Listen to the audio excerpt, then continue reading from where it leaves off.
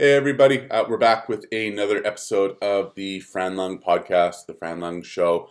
This week, for this episode, we're going to talk about teams and a look back to the 2022 semifinals to see how the top-ranked teams did in those semifinals and just see how it relates to the top teams from quarterfinals this year. So, quarterfinals leaderboards have locked in. We do know the top teams within each continent. So, just to quickly run through those, in Africa we have CrossFit FBDV Mayhem Africa. They finished 63rd in the worldwide rankings for quarterfinals with 430 points. In Asia we have CrossFit Fly High Kolsnikov team, 49th in worldwide quarterfinals with 361 points. In Europe we had no shortcuts CrossFit, 4th overall worldwide, 44 points. North America East, we have CrossFit East Nashville PRVN, first overall with 15 points. North America West, CrossFit Invictus, second overall, 16 points. In Oceania, CrossFit Torian Mayhem, third overall, 23 points. And then in South America, we have Sense Fitness CrossFit Mayhem Seoul, 47th worldwide and 352 points in quarterfinals. So those are our top-ranked teams. And then just out of curiosity, wanted to see, how the top-ranked teams last year did in their respective quarterfinals. So taking a look back, we're just going to kind of run through them as they occurred. So in week one of semifinals last year, we had 3 events. So first one we had Syndicate Crown. The top-ranked team there was CrossFit Mayhem Freedom.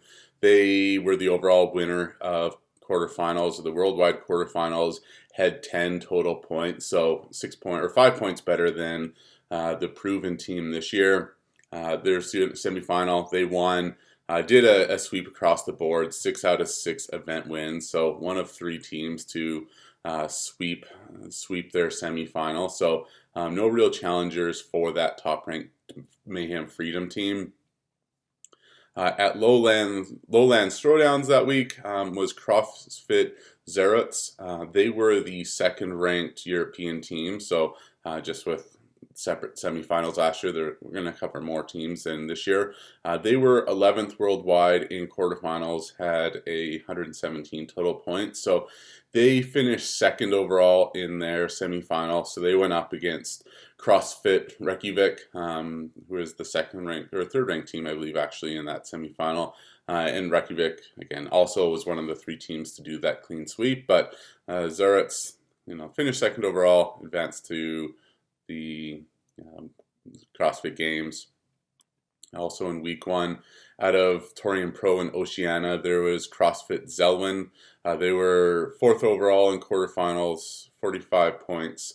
And they also took second at semifinals. So they were actually second behind CrossFit Urban Energy, which were the 3rd-ranked team at Torian Pro. But CrossFit Zelwyn managed 2 event wins over the course of that weekend. So again, qualified in second place on the podium. Moving on to week 2 of 2022 semifinals, we had the Mid-Atlantic CrossFit Challenge. So the top-ranked team there was Mayhem Independence, who finished 3rd in worldwide quarterfinals. They went on to win the event as well. They had 4 event wins over the course of the weekend. So again, not really much of a challenge for them as the number 1 seed going into that event. Then as well, week 2, we had Fittest in Cape Town. So we had CrossFit Commit Okavango was the top-ranked seed coming in. They finished 64th in quarterfinals. So they did win the event going into it. They had earned 580 out of 600 total points available, but were disqualified as at least one of their athletes was found to use a banned substance. So with all the team drama that happened last year with PEDs, CrossFit Commit Okavango was one of those teams that happened to fall into that list. So they earned a qualifying spot, but then were disqualified. I think within the Africa semifinal or finished in Cape Town. The second team also DQ'd. So BST CrossFit earned that third place, or that games ticket out of Africa by finishing third. They were 180th in worldwide quarterfinals. So again, a steep drop off within there from quarterfinal standpoint. And week 3 last year, there was, again, 2 semifinals. The first one, Far East Throwdown. KT CrossFit, they were 28th worldwide in quarterfinals. They won nearly perfect, 695 out of 700 total points. So 6 out of 7 event wins in a second place. So as close to perfect as you can be without being perfect. So they didn't really have any much trouble as they advanced. And then the Granite Games, CrossFit Invictus, they were second worldwide in quarterfinals last year. So 2 years in a row now they have finished second in worldwide quarterfinals. They went on to win 3 event wins, 580 out of 600 points. So not much of a challenge for them as they rolled through the Granite Games on their way to a podium spot last year. Week 4, the final week, things start to get a bit more interesting. So we had CrossFit Oslo Navy Blue at Strength and Depth. They won. They were 6th place in worldwide quarterfinals and went on to win the semifinal with 6 event wins. So the third team who ran the table there. And then in Copa Sur, you had Q21 CrossFit. They were 98th worldwide in quarterfinals. Technically won the event at 580 points, but they were disqualified again for use of banned substances. Copa Sur was kind of a mess with the top 4 teams all being banned due to banned substances or disqualified due to banned substances. So not really, hopefully that is not the norm to draw some parallels with in future years. And then the last one to take a look at was from the Atlas Games. We had CrossFit PSC. They were the 5th ranked team in worldwide quarterfinals last year and going into it. And so they finished 8th place in the semifinals. So they were really the only team not to qualify for the CrossFit Games off the semifinal. Obviously, there's the 2 teams that got DQ'd, but out of all the teams that did compete, CrossFit PSC was the only one not to advance to semifinals. So looking at it that way, 7 out of 8 teams that followed the rules advanced to the games, or 7 out of 8 1 seeds, I should say, advanced to the games. CrossFit PSC being the lone one that did fail to advance. CrossFit hasn't really been great on showing who completed the quarterfinal workouts for their rosters.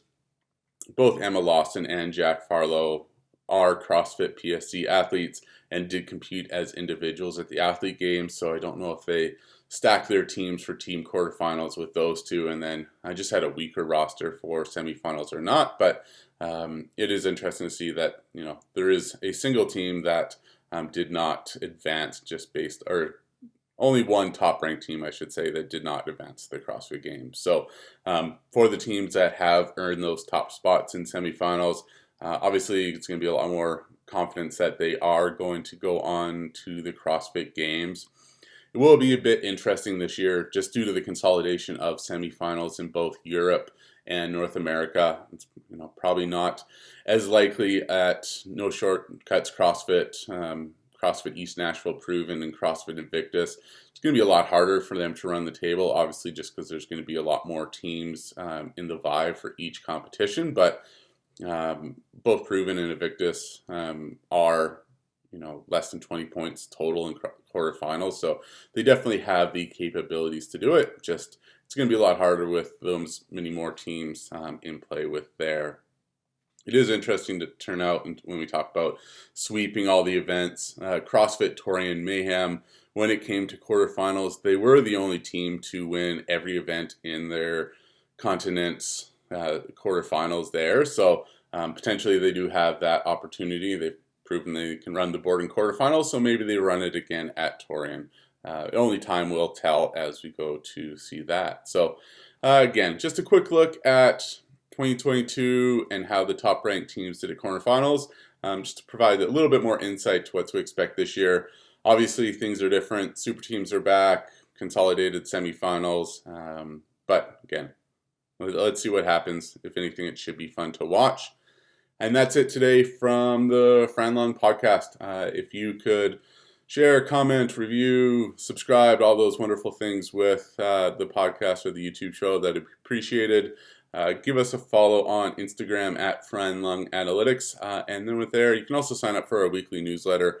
Again, just dives into some of these stats in a bit more detail for you to follow there. So that link's also within our bio on Instagram. Again, with that, take care and thanks for watching.